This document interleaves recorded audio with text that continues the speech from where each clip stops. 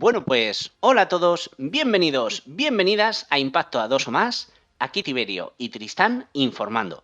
Y hoy os traemos un vídeo diferente, con un formato más calmado, en el que vamos a aprovechar el bombardeo masivo de novedades sobre Kill Team 2 que tuvimos ayer, incluyendo las filtraciones de las reglas prácticamente al completo que nos trajo el youtuber británico Andy de Glass Half Death. Esperamos que el vídeo os guste y que valoréis el esfuerzo de recopilar, traducir y explicar de forma comprensiva las nuevas reglas, que ha sido, en todo caso, un arduo trabajo contrarreloj. Disclaimer. Este es un vídeo presentación de las nuevas reglas en el que se ha hecho un trabajo de traducción que puede diferir del resultado final en castellano. Ciertas reglas se han interpretado lo más fielmente posible para adaptarlas a nuestra lengua.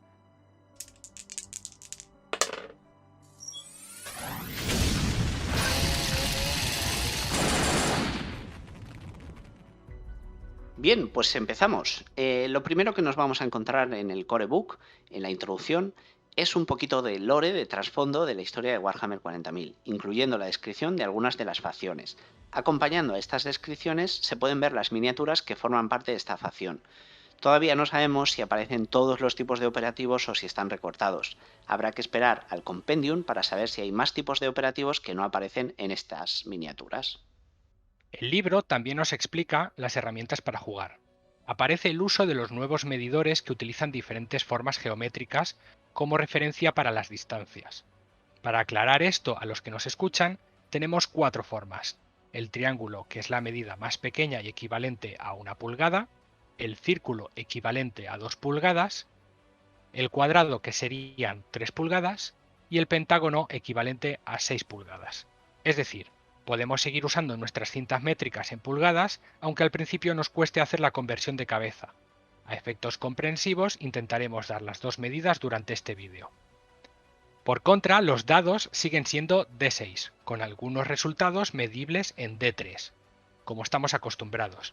También confirmamos que los resultados D6 seguirán siendo éxitos automáticos, y además críticos, así como los unos serán fracasos automáticos. Los rerolls solo podrán darse una sola vez por ronda y los explicaremos más adelante.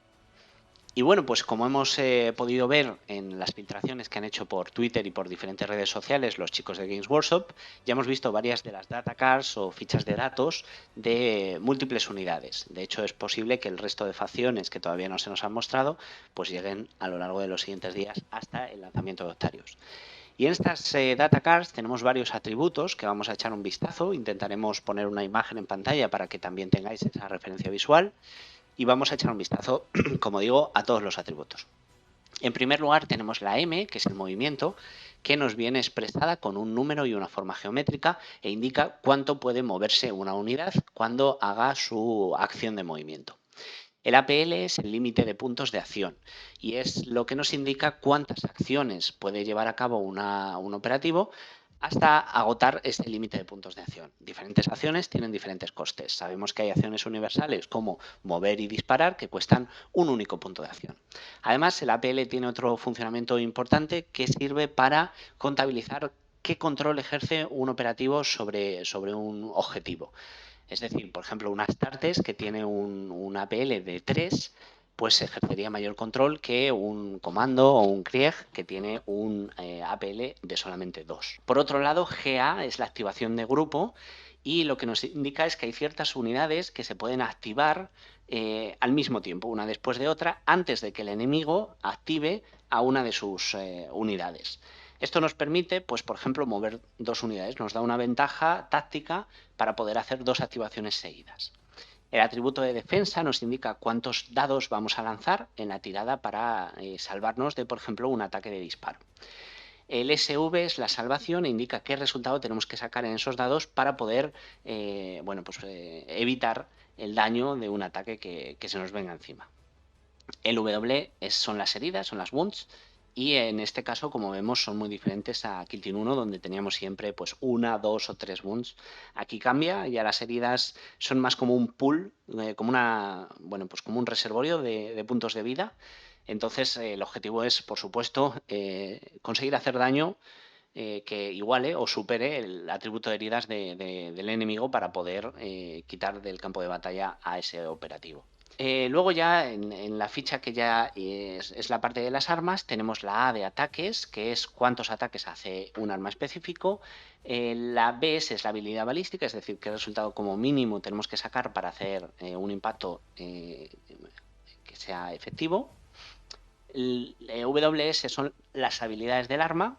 El DMG es el daño en la match, cuánto daño hace, que está indicado con una barra y un primer valor, que es el daño normal, y un segundo valor, que es el daño crítico, que es cuando sacamos 6.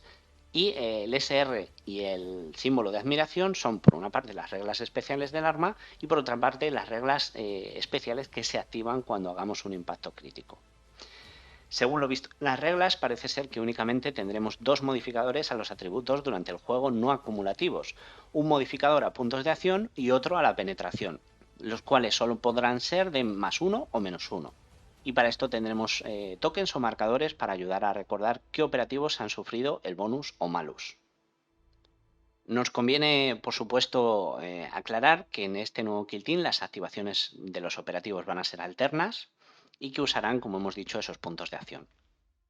Volviendo de nuevo a los perfiles de los operativos, seguimos teniendo las palabras clave o keywords, que son especialmente importantes para saber qué tipo de perfiles pueden afectar las diferentes habilidades especiales y las tácticas que utilicemos. Ahora pasaríamos a explicar un poco lo que son la composición de las fases. Entrando al trapo con estas fases, tenemos 3 para cada ronda y 4 rondas de juego en total.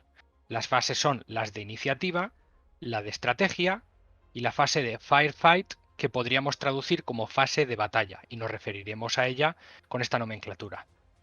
Primero desglosaremos las fases en orden, pero más adelante intentaremos esquematizar los diferentes pasos para empezar una partida competitiva. La fase de iniciativa es básicamente determinar qué jugador tiene dicha iniciativa con una tirada de dados. Parece ser que en las subsiguientes rondas, y por defecto, si la tirada es empate, directamente gana la iniciativa el jugador que no la tuvo en la ronda anterior. Luego veremos que existen modificadores que afectan al orden de los jugadores. En la fase de estrategia, cada jugador puede gastar sus puntos de mando en potentes modificadores o estratagemas, en inglés Strategic Ploys.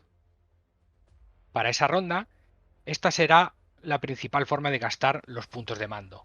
Sin embargo, también existen los Tactical Plays o jugadas tácticas que podrán ser utilizadas durante la fase de combate. Un ejemplo sería el Command Reroll por un punto de mando, lo que antes era el Tactical Reroll, solo que ahora solo servirá para hacer un reroll de un único dado en una tirada de ataque o defensa, y una sola vez por ronda. Estas estrategias tendrán que ser usadas siguiendo el orden de iniciativa, y ser resueltas ipso facto pagando su coste en puntos de mando. También será posible pasar y no usar ninguna. En esta fase, siendo la primera ronda también, se jugarán las operaciones tácticas, Tactical Operations o TAC Ops, que más adelante explicaremos con más detalle. Bueno, y ahora vamos a ver la fase de batalla, que es donde está la verdadera chicha del juego, es donde por fin vamos a poder realizar acciones con nuestras miniaturas, con nuestros especialistas, y es donde vamos a tener el disparo, el combate cuerpo a cuerpo, el movimiento, etc. Vamos a aclarar que las distancias de engagement sería cuando llegamos a una distancia donde nos podemos trabar en combate cuerpo a cuerpo, sigue siendo de 1 pulgada o, en el caso de las figuras geométricas, de un triángulo. Lo vamos a llamar distancia de contacto o de trabado. Aquí viene la fase que supone el grueso del juego. En inglés es llamado como Firefight Phase, que se traduciría como tiroteo o fase de batalla. Mientras no confirmemos la traducción oficial, vamos a llamarlo fase de batalla para que nos entendamos. Antes de comenzar esta fase, los jugadores deben haber declarado órdenes a los operativos. Esto guarda cierta similitud con la declaración de los modelos apostados en la primera versión de Kill Team, pero más que apostarlos para no hacer acciones, lo que vamos a hacer es darles un estado de ánimo o una actitud frente al turno que tenemos por delante. Hay 2 órdenes disponibles.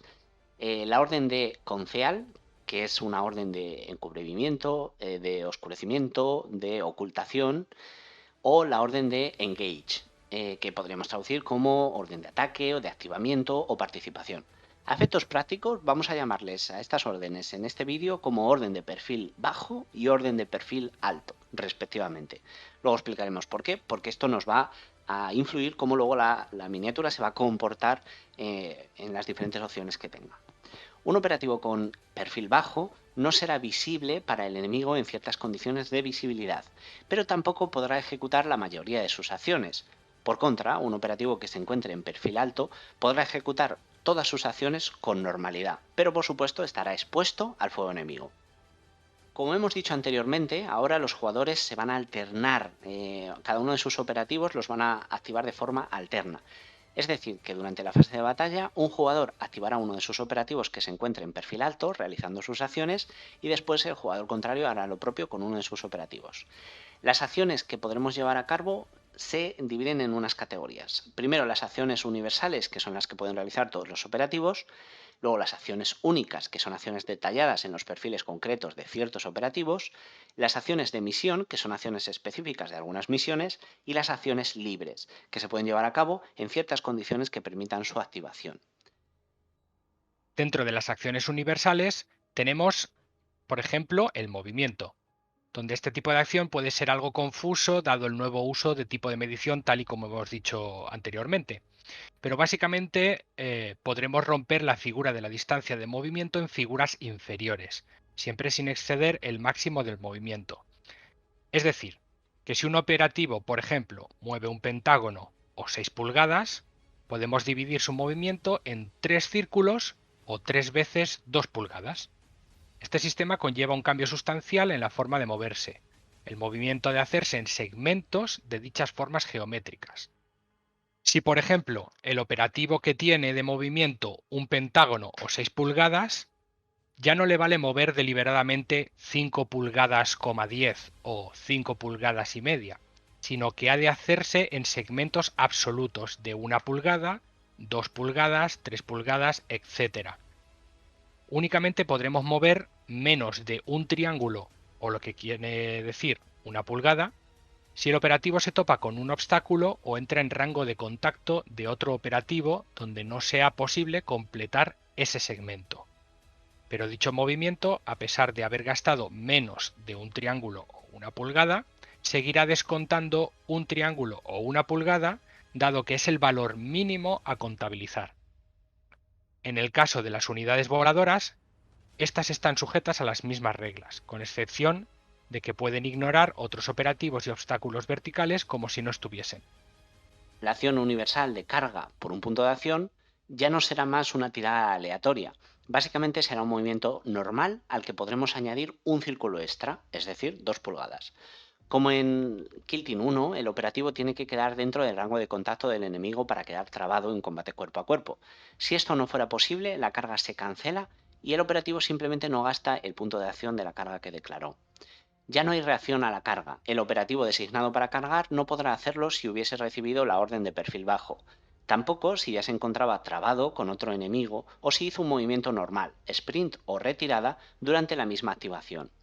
Un apartado nuevo es que si al cargar se encontrase de camino con un operativo enemigo que ya se encuentre trabado con otro aliado, nuestro operativo actual puede pasar de largo y no quedar trabado en combate, puesto que el enemigo ya estaría ocupado luchando con nuestro aliado. La retirada, cuyo coste es de 2 puntos de acción, se trata de un movimiento normal con las siguientes restricciones.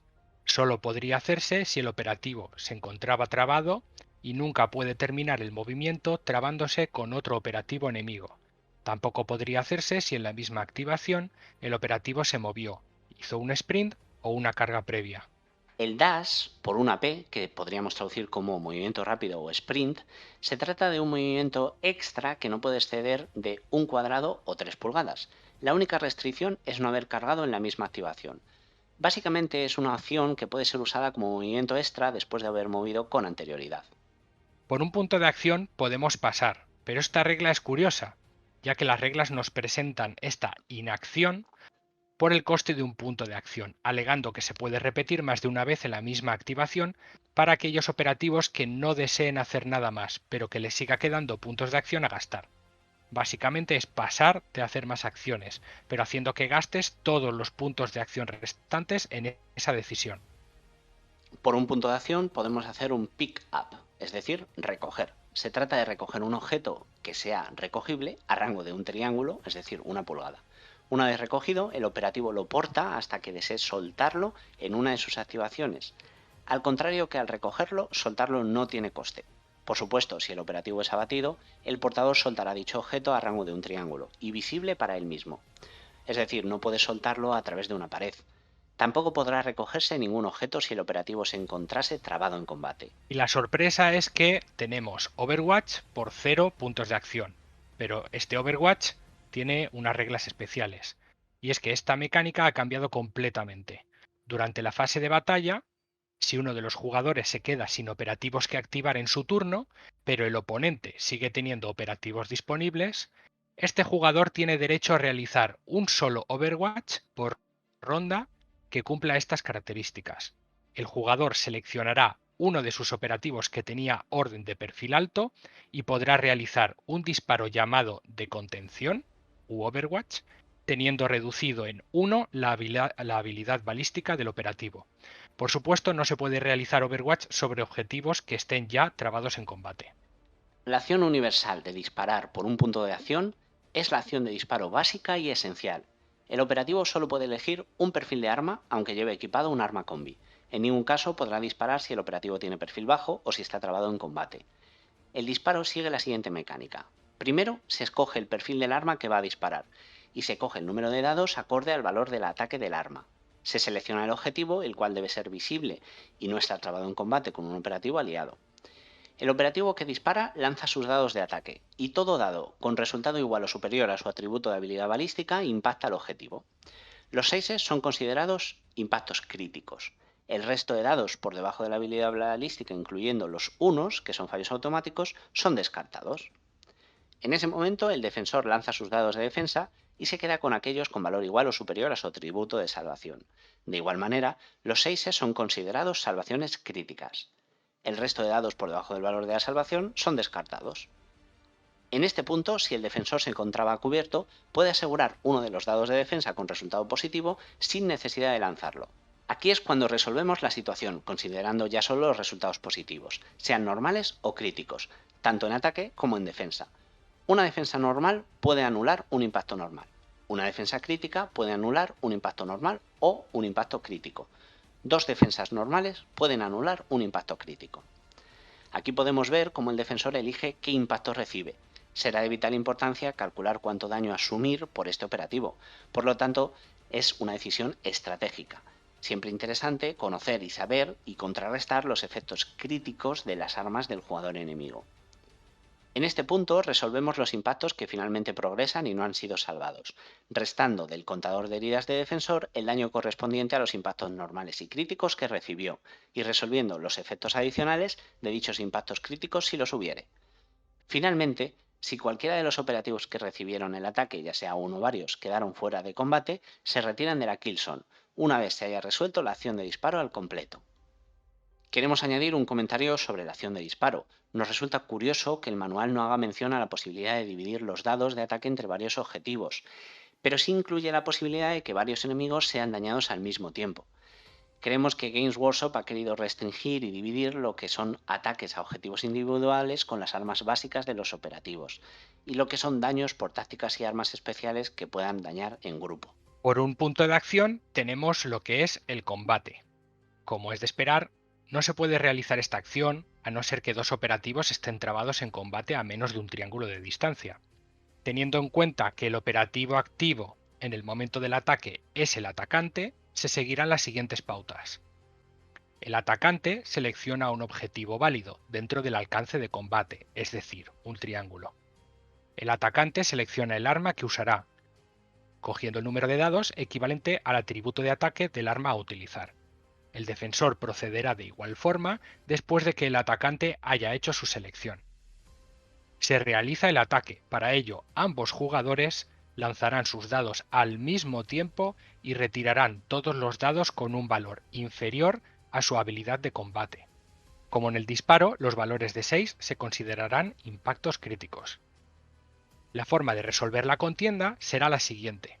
Empezando por el jugador atacante, los jugadores se alternan en el gasto de sus impactos. Así pues, el jugador atacante elige qué dado va a resolver primero. al cual responderá el jugador defensor con otro de sus dados. Se deberán cumplir las siguientes reglas. Un impacto crítico solo puede ser anulado por una parada crítica.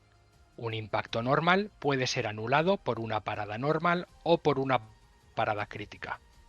Así pues, si el atacante elige un dado crítico, el defensor deberá escoger entre asumir el daño crítico de dicha arma o utilizar una parada crítica si la tiene. Si el atacante hubiese escogido un dado normal, el defensor podría haberlo asumido o parado con una parada normal. De cualquier forma, una vez resuelto ese primer dado escogido por el atacante, ahora será turno del defensor, el cual escogerá uno de sus dados restantes para hacer daño de vuelta al atacante, lo que se podría llamar un contraataque. El atacante, pues, tendrá la oportunidad de asumir el daño propinado por el defensor o pararlo usando las reglas anteriores. Este toma y daca continuará hasta que uno de los operativos quede fuera de combate o se resuelvan todos los dados. Como información adicional, existe lo que es el soporte de combate o combat support en inglés, que es una regla adicional al combate, que explica que por cada operativo aliado que esté trabado contra el objetivo de tu ataque, el operativo original, es decir, el atacante, obtendrá una mejora de 1 a su habilidad de combate, y este bonus es acumulativo. Ahora vamos a hablar de las heridas y el daño. En esta nueva versión de Kill Team, los operativos ven sus heridas incrementadas drásticamente. Cuando un operativo pierda la mitad de sus heridas, tendrá mermadas sus capacidades. Y si estas heridas se reducen a 0, el operativo quedará incapacitado, siendo retirado del tablero de juego. Algunas reglas hacen que los operativos puedan infligir heridas mortales. Este tipo de heridas, al igual que en Kill Team 1, no pueden ser salvadas por los dados de defensa del operativo objetivo, aplicando automáticamente un punto de daño. Cuando un operativo tiene la mitad de sus heridas, este operativo ve reducida su capacidad de movimiento en un círculo y aplica un malus de 1 sobre su habilidad de disparo y de combate. Curiosamente, sobre la forma de contabilizar heridas, Games Workshop nos deja abierta la forma de hacerlo, de manera que podremos simplemente llevar la cuenta sobre un papel, usando dados o los marcadores que consideremos. Eso sí, en la matriz del juego tendremos las fichas de lesión para poder marcar a los operativos con menos de la mitad de la vida. Sobre el control de objetivos y los marcadores, Tiberio ya ha explicado con anterioridad cómo funcionaba, pero remarco que este punto es bastante simple.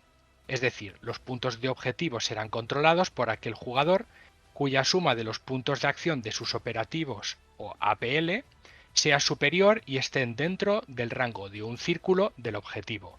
Recuerdo que un círculo equivale a 2 pulgadas, midiendo esa distancia desde el centro del mismo. Si el objetivo es portado como un objeto por un operativo, ese objetivo estará directamente bajo el control del jugador que controle dicho operativo. Bien, y ahora vamos a revisar la línea de visión. Vamos a ver cómo ha cambiado esta regla en la nueva edición. Aquí tenemos la parte que honestamente consideramos es la más complicada de las reglas. Somos conscientes de que hasta que no hayamos testeado el juego y hayamos pasado por todo tipo de situaciones, es complicado hacer un resumen blindado y poco interpretable. Así que intentaremos explicar lo mejor posible las nuevas reglas de visión a riesgo de dejarnos algo en el tintero o de cometer alguna errata. Para que un operativo sea visible, debe ser posible trazar una línea directa y sin obstrucción desde la cabeza del atacante a cualquier parte del cuerpo del defensor, sin contar la peana.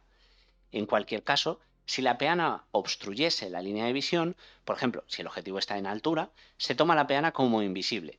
De igual forma, si la propia plataforma tapa el operativo, dicha plataforma no se considera un elemento que proporcione cobertura. Asumiendo esta regla base de línea de visión, Kill Team prevé una diferencia clara respecto a visibilidad de los operativos en función de si se tiene un perfil bajo o perfil alto.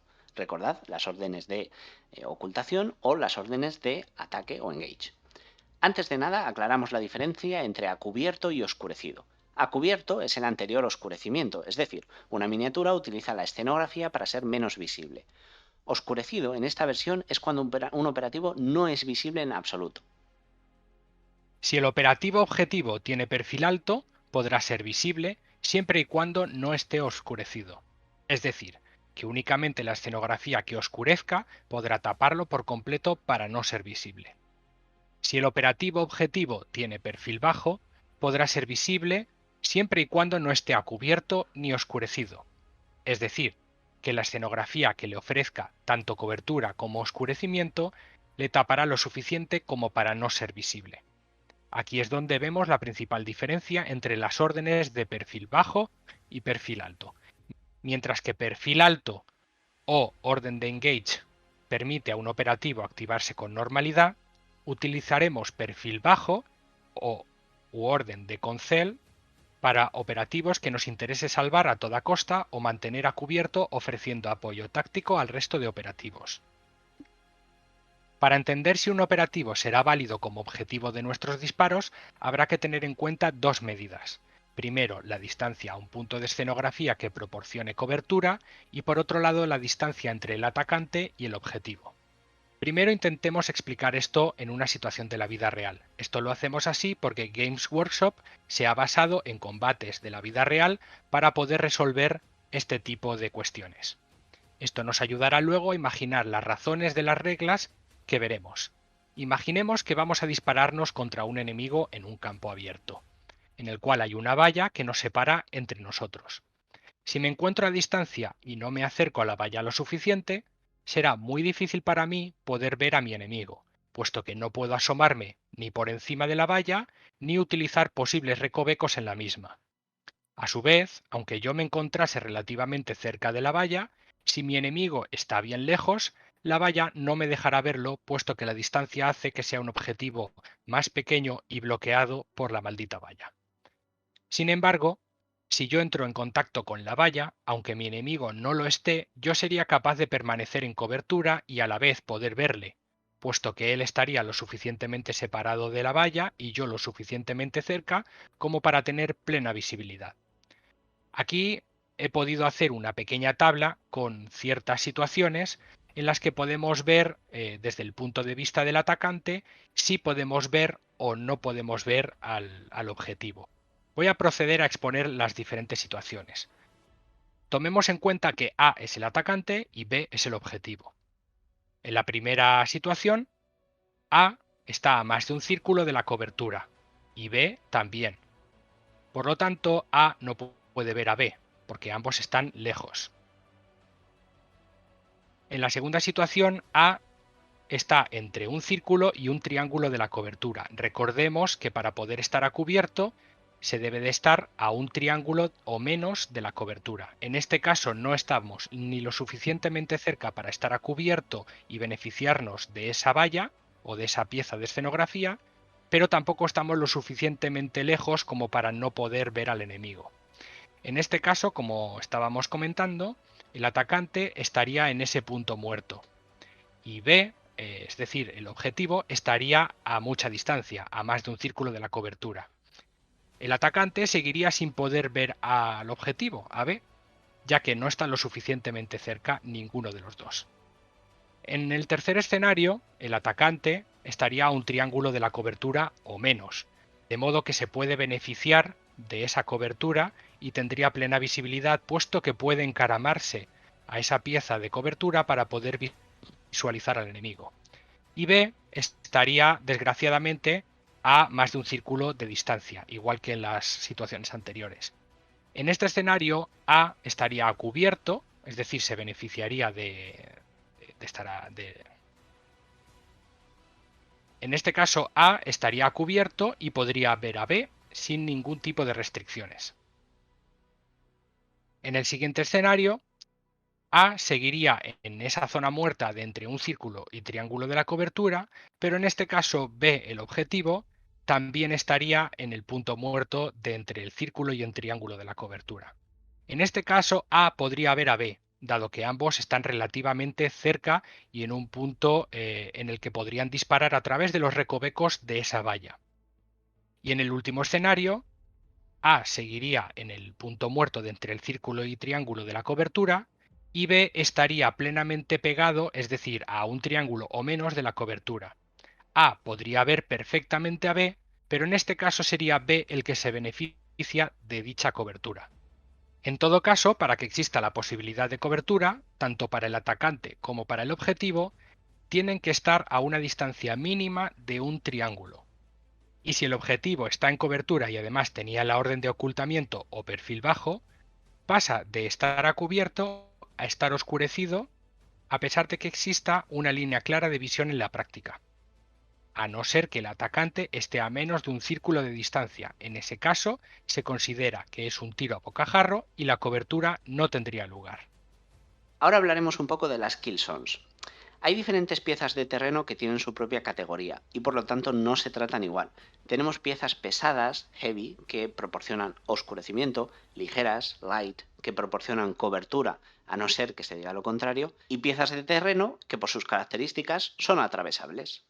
Generalmente las piezas atravesables serán ligeras y podrán ser saltadas en el movimiento del operativo a coste de un círculo. Esto no se considera escalar, simplemente el operativo saltaría la barrera. Aparte, tendríamos las piezas insignificantes que no aportan nada al juego. Dentro de la misma categoría de ligeras podemos incluir las barricadas, con un círculo de ancho y un triángulo de alto, y que son por tanto atravesables. Después veremos la importancia de estas barricadas. Por otro lado, mención especial a los puntos de ventaja o vantage points, que son básicamente plataformas en altura donde los operativos pueden apostarse, es decir, pasarelas, plantas de edificios, murallas, etc. Esto difiere de otras piezas altas que puedan ser escaladas y atravesadas, pero que no tienen espacios para que un operativo pueda colocarse. Los puntos de ventaja con al menos un círculo de altura hacen que al disparar a objetivos en perfil bajo y que normalmente no veríamos si estuvieran a cubierto, puedan pasar a ser revelados como si tuvieran perfil alto y no beneficiarse por tanto de su orden actual. Un operativo también puede saltar entre dos piezas de terreno que tengan igual o menos de un cuadrado de distancia y un círculo de altura. El operativo deberá saltar desde no más de un triángulo del borde y deberá pasar un test de salto. El test se hará con un lanzamiento de un dado de 6 caras. Con un 1, el salto falla y el operativo se queda donde está, finalizando la acción sin retorno de coste. Un operativo puede escalar si se encuentra a un triángulo de una zona escalable, y contando el movimiento vertical redondeando al alza a círculo dicho movimiento. Si no pudiera llegar en dicho desplazamiento al lugar objetivo, puede realizar un sprint para poder llegar, gastando su consiguiente punto de acción. Los operativos también se pueden dejar caer, drop. Los operativos también se pueden dejar caer, debiendo estar en el borde de la plataforma y pudiendo tirarse como máximo a una altura de 3 círculos, y contando un círculo como mínimo. En este caso la caída se redondea a la baja. El operativo no sufrirá daño, o al menos no consta en las reglas. Ahora pasamos a describir paso a paso cómo sería la puesta en marcha de una partida competitiva, que creo que nos interesa a todos. Lo primero sería determinar la misión y leer el briefing. Lo segundo, determinar el kill zone, construirlo y colocar los objetivos. Después, los jugadores seleccionarán la zona de despliegue, y para ello tirarán un dado. El ganador de la tirada decide quién es el atacante y quién es el defensor. El defensor elegirá la zona de despliegue. Seleccionar Kill Team. Cada jugador elige su Kill Team conforme a las reglas y es revelado. Si el Kill Team de cualquiera de los jugadores tiene un líder, este jugador suma 2 puntos de comando a su contador inicial, es decir, empezaría con un punto de comando de base más 2 puntos de comando por empezar con un líder. El siguiente paso es seleccionar las TAC Ops o Tactical Operations. Cada jugador elige 6. De estas 6, 3 de ellas pueden ser propias de su facción, que se listan en el compendio de cada una de las facciones. El resto deben ser adecuadas al arquetipo del Kill Team. Si el jugador tuviese más de un arquetipo, solo se podría tener un solo tipo de TAC Ops. Los jugadores deberán barajar sus 6 cartas y del mazo resultante coger 2, de las cuales una será descartada y la otra seleccionada para ser jugada. Ambos jugadores tendrán que repetir la misma acción hasta tener las 3 TAC Ops que jugarán en la partida. No se tiene por qué revelar la carta si los jugadores no lo desean. Algunas de estas TAC Ops tendrán como objetivo el incapacitar operativos enemigos y en la forma de hacerlo, entre otras misiones secundarias. Seleccionar equipamiento, en el que cada jugador puede gastar hasta 10 puntos de su lista de objetos de facción para sus operativos. Una vez seleccionados deberán ser revelados al oponente. Desplegar las barricadas. Los jugadores se alternarán para colocar las barricadas, empezando por el defensor y desplegando un total de 2 barricadas por jugador. Estas deberán estar mínimo a rango de pentágono de la zona de despliegue propia, es decir, a unas 6 pulgadas. Ha llegado por fin el momento de desplegar a los operativos. El defensor despliega primero la totalidad de sus operativos y el atacante en segundo lugar. Al desplegar es obligatorio dar a todos los operativos las órdenes de perfil alto o perfil bajo. A continuación, la denostada y olvidada fase de exploración. En Kill Team 2, esta fase sirve para que cada jugador escoja secretamente una de las opciones de prejuego disponibles que le otorgará un beneficio extra en la primera ronda de juego. Esto puede afectar a quién tendrá la iniciativa en la primera fase de batalla. La forma en que los jugadores escogen una de las tres opciones es poniendo en su mano 1, 2 o 3 dados y una vez ambos jugadores están listos revelan su opción, siendo el defensor el que primero la resuelve. Las opciones pueden ser fortificarse, que consiste en que el jugador puede poner una barricada adicional hasta un pentágono de distancia de su zona de despliegue, infiltrarse. Durante la primera fase de batalla, cuando eliges a un operativo listo para ser activado, puede cambiar su orden.